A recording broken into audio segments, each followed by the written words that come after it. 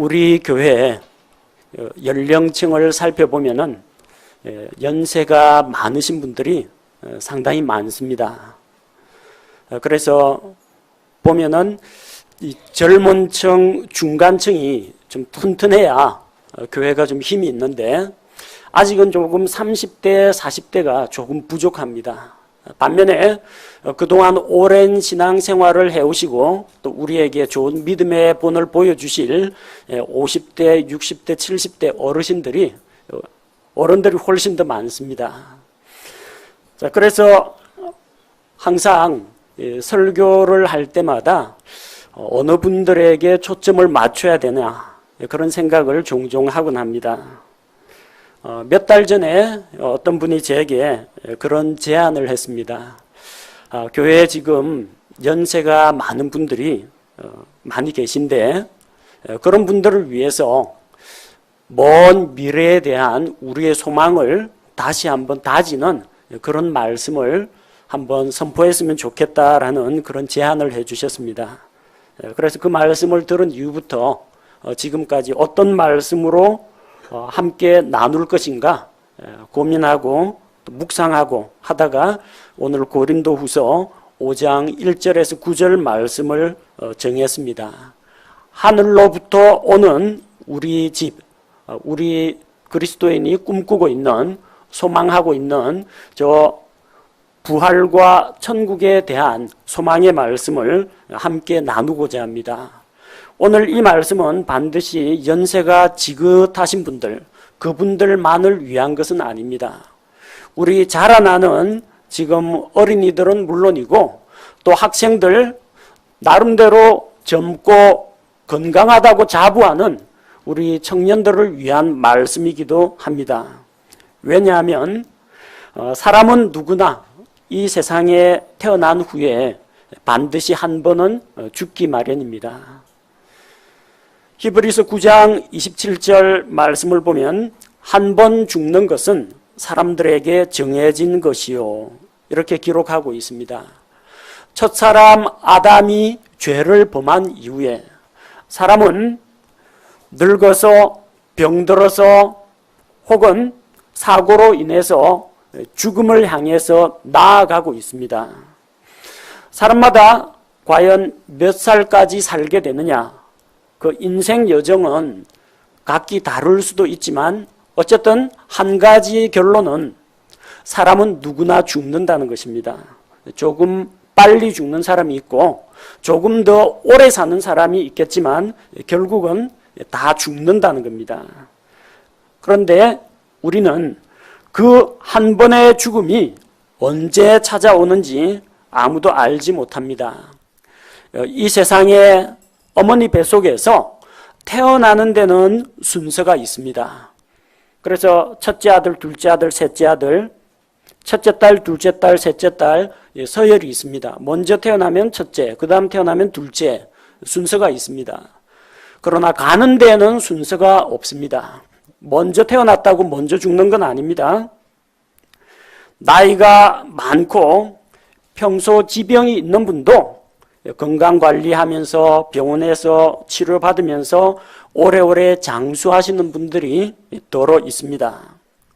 반면에 나는 아직까지 젊고 건강하다고 자부하던 사람이 어느 날 갑자기 세상을 떠나는 그런 경우도 있습니다. 40대 젊은 가장이 어느 날 갑자기 직장 일에 시달리다가 돌연사하는 경우도 있습니다. 교통사고가 나면 어른 아이 가리지 않고 다치고 죽곤 합니다. 이제 세상에 태어난 지 얼마 안 되는 그런 신생아에게도 죽음은 찾아옵니다.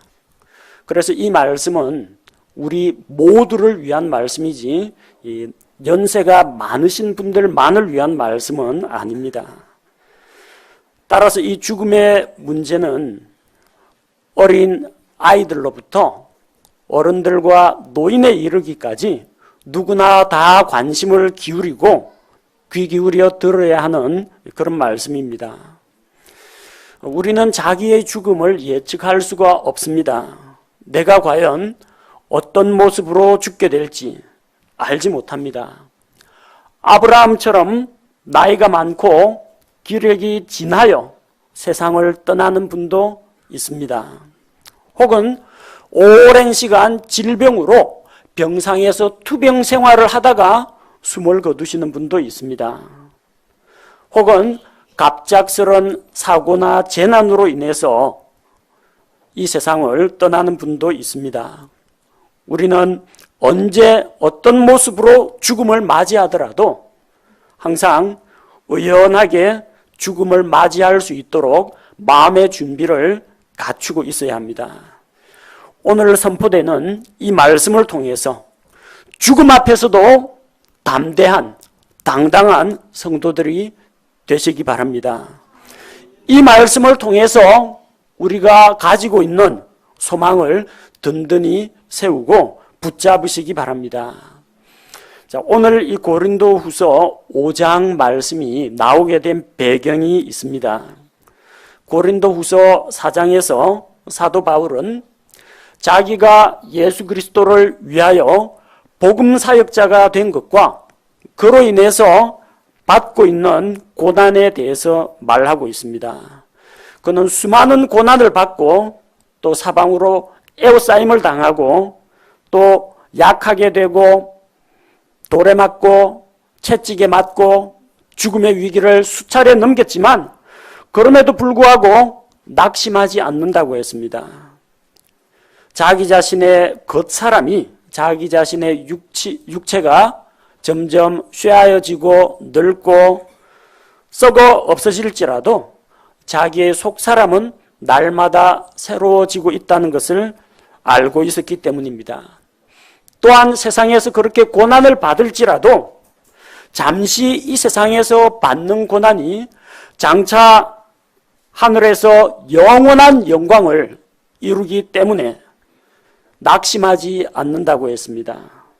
그래서 바울은 눈앞에 보이는 이 조그마한 고난들, 이런 것들보다 이 세상에서 당장 눈앞에 닥치는 어떤 부귀, 영화나 재물이나 이 세상의 명예보다도 눈에 보이지 않지만 영원한 가치를 가지고 있는 것을 바라본다고 했습니다. 그런 맥락에서 오늘 고린도후서 5장 말씀이 시작되고 있습니다. 1절에 보니까 만일 땅에 있는 우리의 이 장막집이 해체되면 어떻게 할 것인가? 성경은 땅에 있는 우리의 장막집에 대해서 이야기하고 있습니다. 장막집이 뭐냐면은 텐트입니다. 텐트. 여러분 캠핑 가거나 해수욕장 가면 이 텐트들 많이 치죠? 그 천막 텐트를 말합니다. 이 장막은 고대 이스라엘 민족은 목축을 할 때 장막을 치고 양들에게 풀을 뜯기다가 풀이 다 떨어지면 장막을 접어가지고 다른 곳으로 이동합니다. 우리처럼 땅 파가지고 기초공사하고 콘크리트 부어가지고 건물 올리는 게 아니고요. 텐트 치는 건 아주 쉽습니다. 가운데 기둥 받고 양쪽 사면에다가 지지할 수 있는 지주핀 받고 그 위에다가 천을 덮어가지고 줄로 잡아당깁니다. 아주 설치가 간단한 집이 장막입니다. 이사 가려면요, 말뚝 뽑고 그리고 줄 풀고 천막 접어가지고 그냥 지고 가면 그만입니다. 아주 간단한 구조로 되어 있는 집입니다. 이 장막집, 텐트로 만든 집은 이동이 간편합니다. 한 곳에 뿌리를 박고 사는 그런 집이 아니라 언제든지 필요하면 다른 곳으로 이동할 수 있는 그런 집입니다. 땅에 있는 우리의 장막집은 무엇을 말하느냐? 우리가 현재 입고 있는 육체를 말합니다. 장막집은 영원하지 않습니다. 언젠가는 접어야 됩니다. 언젠가는 낡고 쇠하고 찢어지고 비가 셉니다. 우리 가지고 있는 지금 이 육신, 이 신체는 언제든지 병들 수 있습니다. 높은 곳에서 떨어지면 부러집니다. 칼이나 뾰족한 것에 찔리면 피가 납니다. 조그만한 세균에 의해서도 사람이 이 몸이 썩어 들어가고 또 질병으로 인해서 죽을 수가 있습니다. 이렇게 텐트처럼 연약한 것이 우리의 장막집입니다. 저도 지금 이 살과 뼈와 이 혈관을 통해서 피가 흐르는 이 육체를 입고 있습니다. 여러분도 지금 장막집을 입고 있습니다. 바로 여러분의 육신을 입고 있습니다. 그런데 성경은 이 장막집이 영원하다고 말하지 않습니다. 언젠가는 해체된다고 했습니다. 마치 텐트를 분해해가지고 접어서 거처를 옮기는 것처럼 우리의 장막집 역시 해체가 됩니다. 언제 해체가 되느냐? 창세기 35장 18절 말씀을 보면 그녀의 혼이 떠나려 할 때 이는 그녀가 죽었기 때문이더라. 사람이 죽으면 지금 있는 이 우리 사람의 장막집이 해체가 됩니다. 사람이 죽을 때 영과 혼과 몸으로 구성되어 있는 우리 몸은 각각 흩어지게 됩니다. 몸은 죽어서 땅에 묻힙니다. 무덤 속으로 들어갑니다. 영은 하나님께서 주신 생명의 숨입니다. 그 생명의 숨은 생명을 주신 하나님께로 거두어집니다. 우리의 인격이자 우리의 본체라고 할 수 있는 우리의 혼은 구원받은 혼은 낙원으로 들어갈 것이요 구원받지 못한 혼은 지옥으로 들어갑니다. 하나님 앞에서 자기 죄 문제를 해결한 혼은 구원받아 하늘로 들어갑니다. 그러나 죄 문제를 해결하지 못한 그 혼은 지옥에 들어가서 죄의 형벌을 받아야 하는 것입니다. 사람이 죽으면 이렇게 영과 혼과 몸이 다 분리가 됩니다. 이것이 마치 장막을 해체하는 것과 같습니다. 텐트 지주핀 뽑고 기둥 뽑고 줄 풀고 천막천 걷어내는 것처럼 우리도 죽음을 맞이하게 되면 이 장막집이 해체가 됩니다. 자, 그런데 이 장막집이 해체가 되면 뭐가 있다고 했습니까? 하나님의 건물이 있다고 했습니다. 하나님의 건물, 곧 손으로 지은 집이 아니요 하늘들에 있는 영원한 집이 우리에게 있는 줄 우리가 아느니라. 자, 해체되고 나면은 우리 혼은 어디로 갈 것인가? 구원받은 고린도 교회 성도들은 염려할 필요가 없습니다. 몸이 땅에 묻혀서 썩어간다고 할지라도 생명의 숨이 하나님께로 돌아간다고 할지라도 그의 혼은 하늘에 있는 건물, 하나님의 건물로 들어가게 된다는 것입니다. 그러니까 이사 가는 겁니다. 우리의 혼이 이 땅에 살 때는 육신이라는 껍데기, 육체라는 껍데기를 입고 있습니다. 그런데 이 껍데기가 영원한 게 아니기 때문에 병들고 부패하고 썩어가는 것이기 때문에 죽음을 맞이하면은 이 육신이라는 껍질을 벗고 우리는 하늘들에 있는 영원한 집으로 가게 됩니다. 죽음이란 무엇인가? 지금 이 연약하고 작고 보잘것없는 이 임시처소에서 화려하고 더 좋은, 더 영원한 처소로 이사를 가는 것입니다. 그래서 장막집이 해체된다고 아까워하지 마시기 바랍니다. 더 좋은 집이 저 하늘에 있습니다. 영원한 집이 우리에게 있다는 것입니다.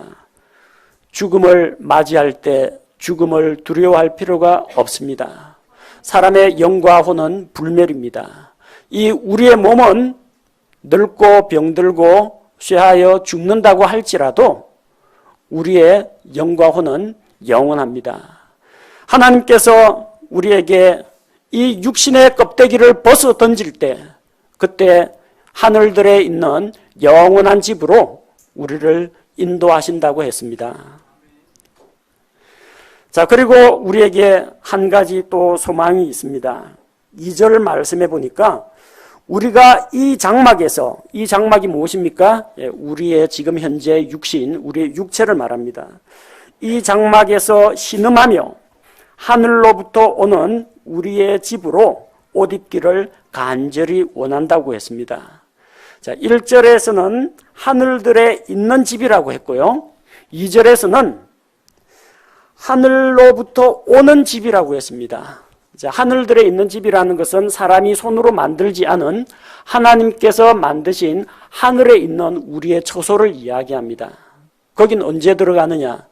우리의 장막집이 해체되고 우리가 육신을 벗을 때 바로 하늘들에 있는 하나님께서 만드신 하나님의 건물, 우리의 처소로 가게 됩니다. 근데 2절 말씀에서는 우리가 하늘로부터 오는 우리의 집으로 옷 입기를 원한다고 했습니다. 이것은 무엇을 말하느냐? 하늘로부터 집이 온다는 겁니다. 그럼 저 하늘들에 있는 하나님의 처소가 우리 몸을 향해서 나아오는 것이냐? 그 이야기가 아니고요. 하늘로부터 오는 우리 집은 우리가 장차 입게 될 새로운 몸을 이야기합니다. 우리가 하늘로 들어간다는 이야기가 아닙니다. 우리가 하늘로 들어간다는 이야기는 1절에 나오는 이야기고 그 영원한 집이 우리에게로 온다고 했습니다. 영원한 집이 무엇입니까? 우리가 새로 입게 될 영광스러운 몸을 말합니다. 고린도전서 15장 52절 53절 말씀을 보면 부활에 대해서 설명하고 있습니다. 나팔 소리가 나매 죽은 자들이 썩지 아니할 것으로 일어나고 우리가 변화되리니 이 썩을 것이 반드시 썩지 아니함을 입고 이 죽을 것이 반드시 죽지 아니함을 입으리로다. 우리가 현재 입고 있는 몸은 썩는 몸입니다. 그러나 우리가 썩지 아니할 몸으로 다시 일어난다고 했습니다. 그리고 늙지 않고 병들지 않고 죽지 않는 거룩하고 영광스러운 몸을 입는다고 했습니다. 영광스러운 몸을 입기를 간절히 원하는 것, 이것은 바로 우리에게 부활에 대한 소망이 있기 때문입니다. 어떻게 해야 부활의 몸을 입을 수 있습니까? 먼저는 땅에 있는 육신의 장막을 벗어야 합니다. 그러나 죽는다고 해서 바로 우리가 부활체로 변화되는 건 아닙니다. 우리는 하늘들에 있는 우리의 집으로 들어갑니다. 그것은 처소 공간입니다. 그리고 예수 그리스도께서 이 땅에 공중으로 강림하실 때, 공중으로 다시 오실 때 그리스도 안에서 죽은 자들이 다시 거룩하고 영광스러운 몸으로 부활한다고 했습니다. 만약 살아서 주님 오시는 것을 우리가 만나게 된다면 그때 우리는 죽음을 맛보지 않고 거룩하고 영광스러운 몸으로 변화가 됩니다. 주님께서는 우리에게 현재 우리가 입고 있는 이 낡고 쇠하는 집 말고 영원하고 또 거룩하고 더 좋은 집을 우리에게 주신다고 했습니다. 새로운 몸을 우리에게 입혀주신다고 했습니다. 우리는 이 소망을 붙들고 살아갑니다. 3절 말씀해 보니까 우리가 옷 입고 있으면 벌거벗은 채 드러나지 않는다고 했습니다. 옷이 없으면 벌거벗은 자가 됩니다. 옷을 입어야 벌거벗은 것을 가릴 수가 있습니다. 아담이 하나님 앞에서 죄를 범한 이후 벌거벗는 것은 부끄러운 것이 되었습니다. 아담과 이브는 하나님 앞에서 죄를 지은 이후 자기 자신들이 벌거벗었고 또 수치스럽다는 것을 깨닫게 되었습니다. 왜 그렇습니까? 죄를 범하였기 때문에, 하나님 앞에 떳떳하게 설 수가 없기 때문에 부끄러운 것입니다. 벌거벗는 것은 부끄러운 것입니다. 여러분 이 자리에 다 옷 입고 나오셨죠? 만약 여러분이 지금 현재 사람들 보는 앞에서 가지고 있는 옷이 전부 다 사라진다면 얼마나 부끄럽겠습니까? 여기저기를 막 정신없이 가려야 될 것입니다. 벌거벗는 것은 부끄러운 것입니다. 그래서 하나님께서 벌거벗은 것을 가려주십니다. 아담과 이브가 죄로 인해서 벌거벗었을 때 하나님께서는 짐승을 잡아서 그 짐승의 가죽옷으로 그들에게 입혀주셨습니다. 죄로 인한 그들의 수치, 부끄러움을 하나님께서 가려주신 것입니다. 창세기 9장 21절에 보니까 노아가 술을 마시고 포도주를 마시고 취해가지고 술 마시고 이제 열도 나고 그러니까 또 수치심도 사라지니까 옷을 훌훌 벗어 던졌습니다. 자기 장막에서 벌거벗은 채 드러누웠습니다. 성경은 그것이 자기의 수치를 드러낸 것이라고 했습니다. 벌거벗는 것은 부끄러운 일입니다. 출애굽기 32장 25절에 보니까 누가 벌거벗었느냐? 하나님을 섬기지 않고 금송아지 우상을 만들어서 숭배하던 이스라엘이 벌거벗었다고 했습니다. 그들은 이방신들의 축제에서 하는 것처럼 금송아지를 만들어 놓고 그 앞에서 먹고 마시고 춤추고 뛰놀면서 옷을 벗어 던지면서 타락하고 부도덕한 모습을 드러냈습니다. 레위기 18장에서도 벌거벗음을 드러내지 말라고 했습니다. 이 벌거벗음은 도덕적인 타락과 연관이 되어 있는 것입니다. 그래서 벌거벗는 수치를 면하려면 옷을 입어야 합니다. 옷은 이쁘라고 보기 좋으라고 입는 그런 목적도 있겠지만 일단은 몸을 가리는 것이 가장 근본적인 목적입니다. 우리는 옷 입기를 원합니다. 벌거벗은 채 하나님 앞에서 드러나기를 원하지 않습니다. 현재 우리가 이 낡고 쇠하는 몸을 입고 이 육신의 장막에서 무거운 짐을 지고 고난받으며 신음하고 있습니다. 4절 말씀에 이 장막에 있는 우리가 짐을 진 채 신음하는 것은 벗고자 함이 아니요 입고자 함이니 이것은 죽을 것이 생명에게 삼켜지게 하려 함이라고 했습니다. 우리는 벗는 게 목표가 아닙니다. 벗어 던지는 게 목표가 아니라 새로운 것을 입는 것이 우리의 목표입니다. 현재 이 연약한 육신을 가지고 이 육신의 장막 안에 살려니까 힘드시죠? 일하는 것도 힘드시죠? 먹고 살아가기도 힘드시죠? 힘들다 보니까 고난을 받으면서 신음을 합니다. 죽겠다고 합니다. 힘들어 죽겠다. 배고프면 배고파 죽겠다. 배부르면 배불러 죽겠다. 화가 나면 성질나 죽겠다. 졸리면 졸려 죽겠다 합니다. 다 죽겠다고 합니다. 근데 죽는 게 해결책은 아닙니다. 죽으면 끝날 것 같죠? 죽으면 그냥 다 만사 벗어 던지고 속 시원하겠다 하겠죠? 근데 함부로 죽을 수가 없어요. 죽고 싶어도 우리가 자기 생명을 함부로 벗어 던지지 못하는 이유가 있습니다. 우리의 목표는 이 육신을 입고 살아가는 이 인생길이 너무나 힘드니까 벗었으면 좋겠다 하지만 성경은 뭐라고 합니까? 벗는 게 목표가 아닙니다. 벗고자 함이 아니요 입는 게 목표입니다. 빨리 죽어서 이 고통과 질병과 슬픔에서 벗어나고자 하지만 그게 우리의 최종 목표가 아니라는 겁니다. 우리의 목표는 벗는 것이 아니라 입는 것입니다. 현재 육신을 벗어버리는 것이 목표가 아니라 영원한 영광의 몸을 입는 것이 우리의 목표라는 것입니다. 어떻게 해야 그 영광스러운 몸을 입게 되느냐?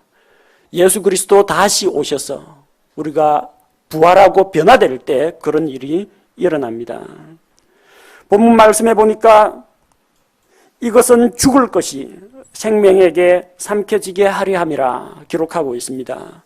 고린도전서 15장 54절에서 그리하여 이 썩을 것이 썩지 아니함을 입고 이 죽을 것이 죽지 아니함을 입을 때에는 기록된 바 사망이 무엇입니까? 죽을 것이 승리 가운데에서 삼켜졌도다 하신 말씀이 성취되리라. 예수 그리스도의 부활과 승리로 말미암아 그분께서 주신 생명으로 말미암아 사망의 권세는 물러가고 우리가 영원한 생명을 누리게 되었다는 것입니다. 현재 이 육신을 우리가 벗어던진다고 해서 그 즉시로 부활의 몸, 영광스러운 몸을 입는 건 아닙니다. 만약 우리가 죽게 되면, 이 장막집이 해체가 되면 하늘들에 있는 우리 집으로 가게 될 겁니다. 하나님께서 예비하신 하늘의 처소로 가게 될 겁니다. 혼의 상태로 가게 됩니다. 그러나 혼의 상태가 아니라 거기에다 영광스럽고 거룩한 몸을 입게 되는 것은 예수 그리스도의 다시 오심과 연관되어 있습니다. 우리는 바로 그 영광스러운 약속, 천국에 대한 약속, 부활에 대한 약속, 영광스러운 몸을 입을 것에 대한 약속을 하나님으로부터 받았습니다. 5절 말씀을 보니까 그런데 바로 그 일을 위하여 우리를 다듬으시고 또한 우리에게 성령을 보증으로 주신 분은 하나님이시라고 했습니다. 바로 그 일을 우리에게 이루신 분이 하나님이십니다. 하나님께서 예수 그리스도의 부활과 승리를 통하여 사망이 생명에게 삼켜지게 하셨습니다. 누가 이 영광스러운 부활에 참여하게 됩니까? 예수 그리스도를 자기의 구원자로 믿고 그분의 죽음과 부활의 믿음으로 동참한 자가 누리게 됩니다. 또한 우리가 예수님을 믿을 때 하나님께서 우리 안에 성령님을 보내주셨습니다. 하나님의 영 성령님이 우리 믿는 자 안에 있습니다. 성령께서 우리 안에 있으면서 우리의 영과 더불어 우리가 하나님의 자녀라는 사실을 증언하십니다. 또한 성령께서 우리에게 보증수표가 되십니다. 너는 구원받은 하나님의 자녀다. 너는 영광스러운 부활에 참여할 자라는 것을 우리에게 보증해 주시는 분이 성령님이십니다. 우리 몸이 구속을 받을 때까지, 곧 우리가 영광스러운 몸을 입을 그때까지 성령께서 우리에게 보증이 되십니다. 에베소서 1장 14절에서 이 영께서는, 성령님께서는 값주고 사신 그 소유물이 구속을 받을 때까지 우리의 상속 유업의 보증이 되사 그분의 영광을 찬양하게 하신다고 했습니다. 우리 안에 성령께서 계시기 때문에 예수 그리스도께서 피 흘려 죽으시고 구속하신 우리가 하늘에 속한 이 상속 유업, 영원한 생명의 약속들을 받아 누릴 자라는 것에 대한 보증이 되어주시는 겁니다. 우리 안에 성령님께서 계십니다. 성령께서 계시기 때문에 우리는 몸의 구속을 확신할 수가 있습니다. 로마서 8장 11절에서 그러나 만일 예수님을 죽은 자들로부터 일으키신 분의 영께서, 성령께서 너희 안에 거하시면 그리스도를 죽은 자들로부터 일으키신 분께서 너희 안에 거하시는 자신의 영을 통해 너희의 죽을 몸도 살리시리라. 썩고 쇠하고 늙고 죽어가는 이 몸을 성령님을 통해서 살리신다고 했습니다. 우리 안에 계신 성령님께서 우리의 부활에 대한 보증이 되시고 우리의 소망이 헛되지 않다는 것을 증언해 주시는 겁니다. 따라서 우리는 삶과 죽음에 대해서 살 것이냐 죽을 것이냐 여기에 대해서 어느 편을 택하든지 우리가 확실히 알 수 있는 것이 있습니다. 6절 말씀을 보니까 그러므로 우리가 항상 확신에 차서 우리가 몸 안에서 집에 거하는 동안에는 주로부터 떨어져 있는 줄을 아노니. 자, 우리가 확신에 차서 아는 바가 있습니다. 뭘 알고 있느냐? 우리가 지금 현재 육신을 입고 몸 안에 있는 동안에는 주로부터 떨어져 있다는 것을 압니다. 주 하나님께서 저 하늘에 계십니다. 그러나 우리는 육신을 입고 이 땅에서 살아갑니다. 예수님은 하늘에서 우리를 위해서 초소를 예비하고 계시고 우리는 이 땅에서 주님을 닮은 자로 성장하고 변화되어 가고 있습니다. 현재는 우리가 주님과 떨어져 사는 생활입니다. 하지만 우리는 우리 앞에 있는 먼 미래, 우리 눈에 보이지 않는 저 먼 천국에 있는 것도 믿음으로 받아들이고 있습니다. 7절 말씀을 보니까 우리는 믿음으로 걷고 보는 것으로 걷지 않는다고 했습니다. 우리는 믿음으로 걸어갑니다. 보는 것으로 행하지 않습니다. 우리는 예수님의 탄생을 보지 못했습니다. 우리는 예수님의 십자가 죽음도 목격하지 못했습니다. 우리는 부활하신 예수님을 만져보지도 못했습니다. 그럼에도 불구하고 예수 그리스도를 주라고 시인하고 그 주님을 믿고 받아들입니다. 베드로전서 1장 8절에서 너희가 그분을 보지 못하였으나 사랑하는도다. 지금도 너희가 그분을 보지 못하나 믿으며 보지 못하나 믿으며 보지 못하나 사랑한다고 했습니다. 눈으로 봐야만 사랑하는 게 아닙니다.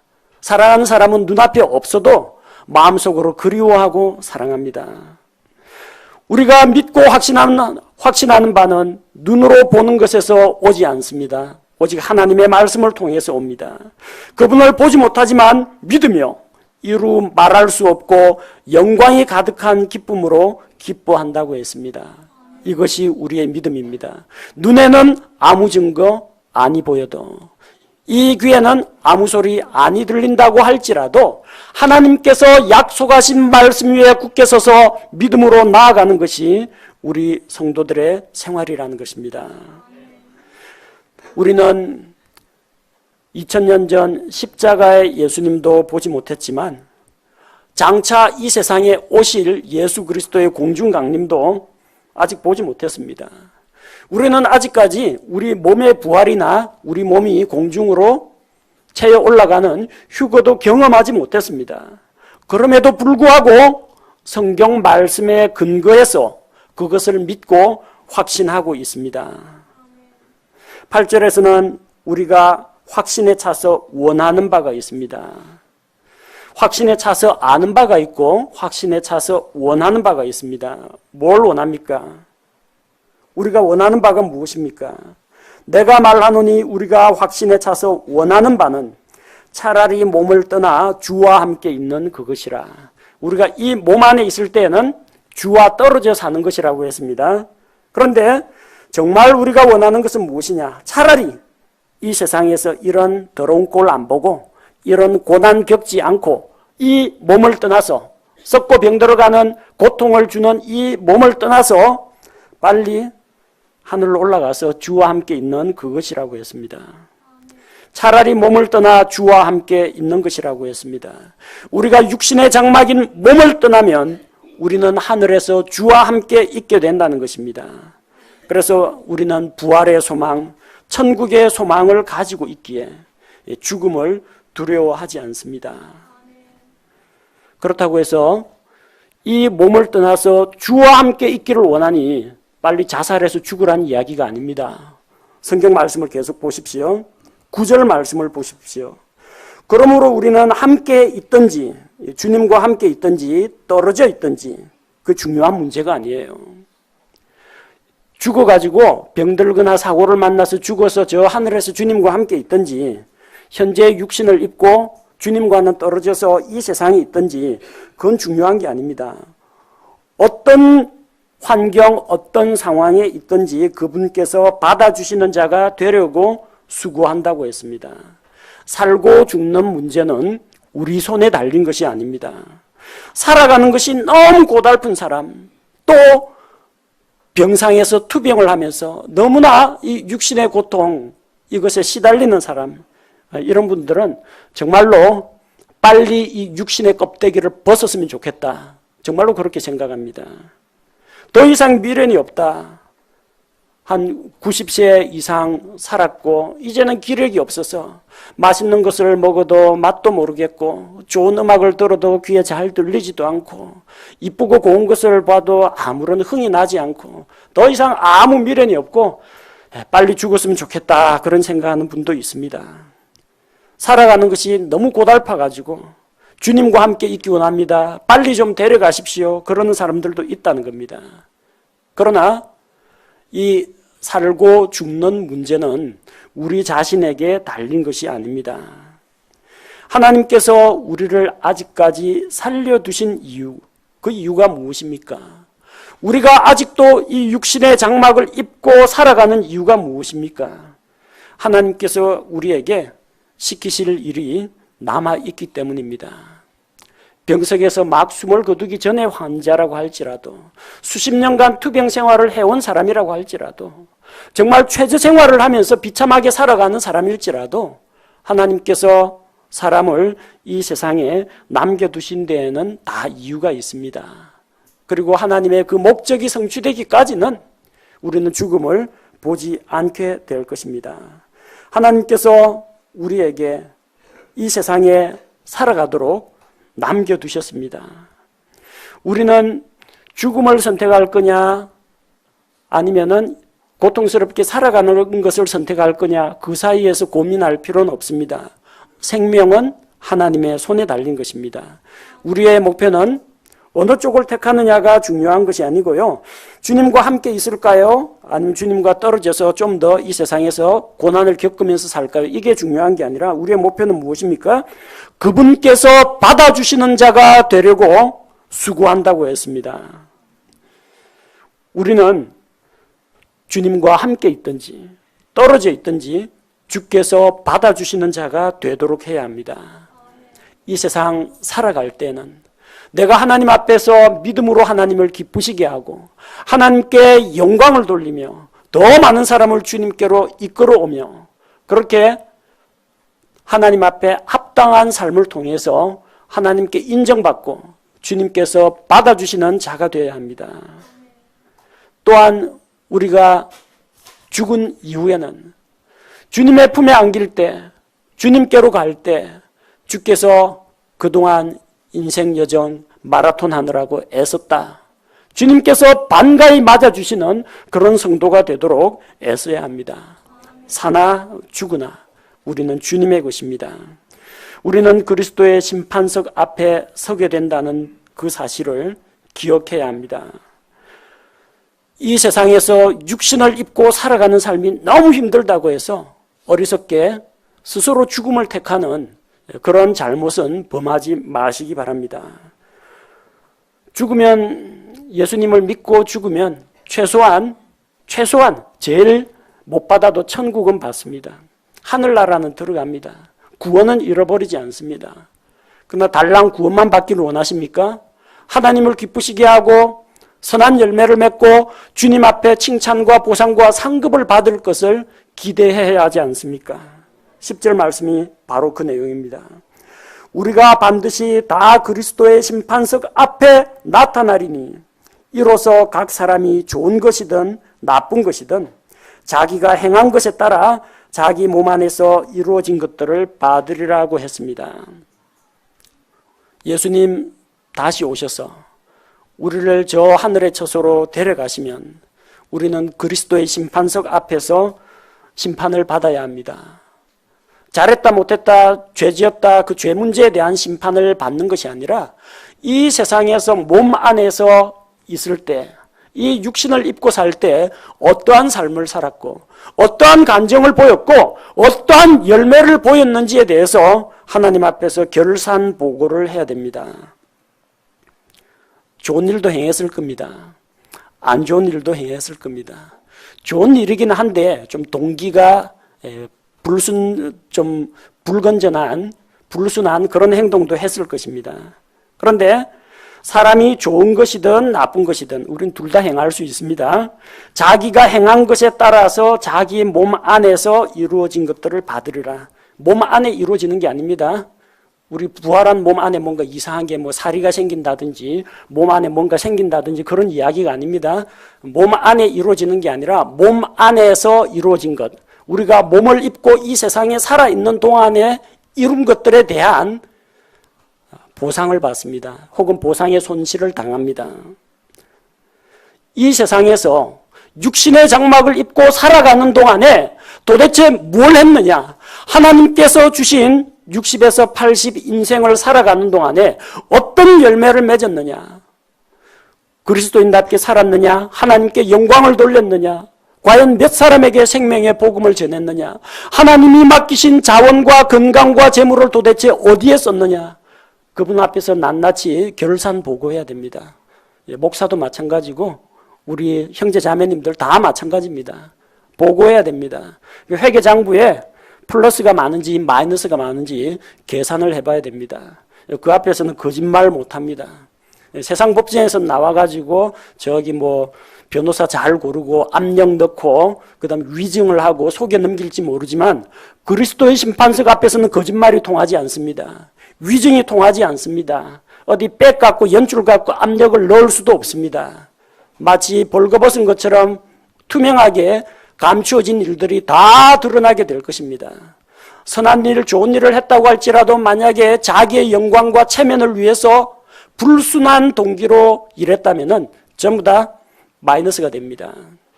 주님 앞에서 칭찬을 듣고 보상을 받을 것인지, 책망을 듣고 보상받을 것에서 보상의 손실, 그것을 경험할지는 우리가 이 육신을 입고 살아갈 때 어떻게 살았느냐에 따라 달려 있습니다. 구원은 값없이 하나님의 은혜의 선물로 받습니다. 그러나 주님 앞에서 보상과 상급은 우리가 하나님 앞에서 얼마나 신실하게 살았느냐에 대해서 주님께서 평가하시고 우리에게 주시는 것입니다. 그러니까 괴롭고 힘들더라도 빨리 이 육신을 벗어던지고 빨리 갔으면 좋겠다. 그런 편한 생각하지 마시기 바랍니다. 하나님께서 이 땅에 남겨두신 이 내가 살아있는 기간, 살아 숨쉬는 이 기간이야말로 나의 영원한 미래를 어떻게 보낼 것인가, 그리스도의 심판석 앞에서 내가 어떤 모습으로 서게 될 것인가, 그걸 결정지을 수 있는 중요한 기간이라는 겁니다. 어린아이들 마찬가지입니다. 학생들 마찬가지입니다. 청년들 마찬가지입니다. 장년들, 연세 많으신 어르신들 마찬가지입니다. 자기에게 주어진 인생이 몇 년이 될지 몇십 년이 될지는 알 수가 없지만 그 기간이야말로 그리스도의 심판석 앞에서 회계장부에 흑자를 남길 수 있는 중요한 기간이라는 겁니다. 따라서 우리는 자기의 이 살아있는 생명을 가볍게 여겨서는 안 됩니다. 누구나 한 번은 언젠가는 육체의 죽음을 맞이하는 건 사실입니다.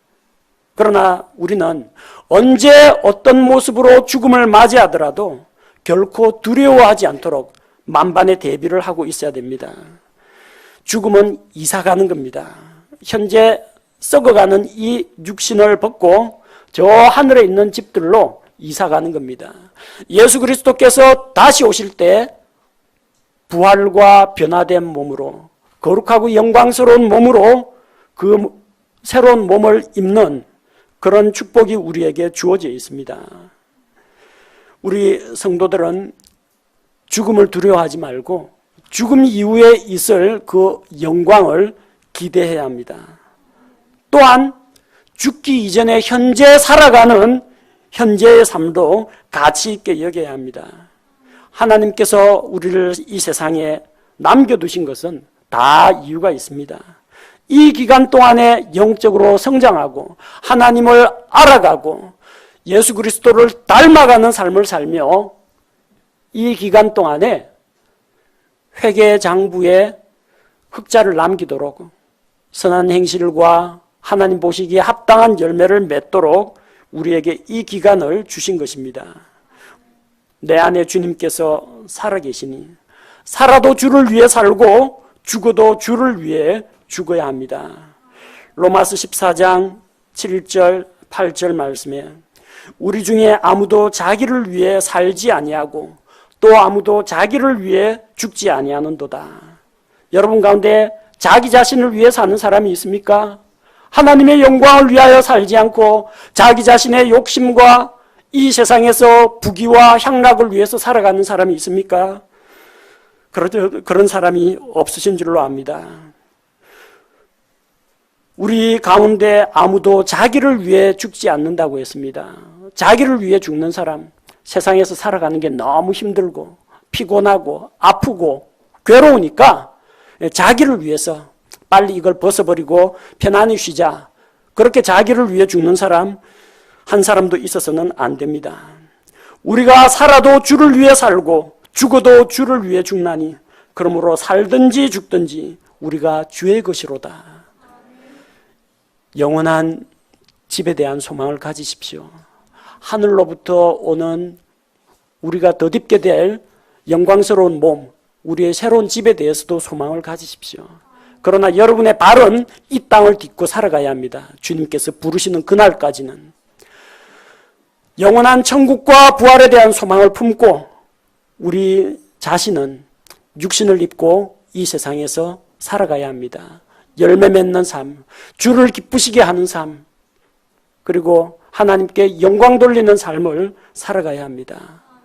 빌립보서 1장 20절 말씀처럼 살든지 죽든지 내 몸에서 그리스도를 높이고자 하나니 살든지 죽든지 주님을 위해 살아가시기 바랍니다. 그리고 우리에게 주어진 영원한 소망, 부활의 소망, 천국의 소망을 붙잡으시기 바랍니다.